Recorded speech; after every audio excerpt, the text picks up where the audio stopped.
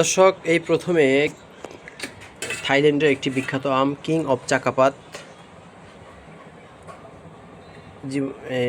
যদি আল্লাহ তালা খাওয়ান এই মুহূর্তে, তাহলে এটার একটা টেস্ট রিভিউ দিতে পারবো। এই প্রথম কিং অফ চাকাপাত, তবে আমটি পরিপক্ক হয়েছে অকাল পরিপক্ক। এটি আগস্টে সব জায়গায়, বাংলাদেশ ভারতীয় উপমহাদেশে এটি কিং অফ চাকাপাত আগস্টের শুরুতে এটা পরিপক্ক হয়, পাকে। কিন্তু এটা আমার বাগানে একটু হালকা পেকে গেল মে মাসের 10 তারিখে। আজকে হচ্ছে মে মাসের 13 তারিখ। এটা একটু নরম হয়েছে কিং অফ চাকাপাত।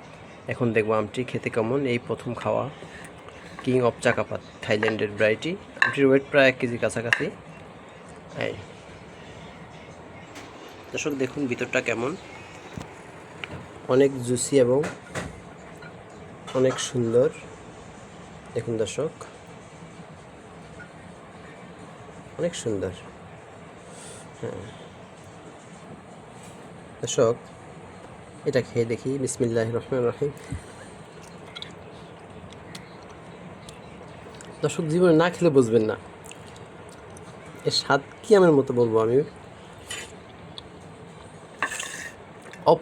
এখনও আগস্ট মাস আসেনি, কিন্তু আমটা এত সুস্বাদু, এত মিষ্টি।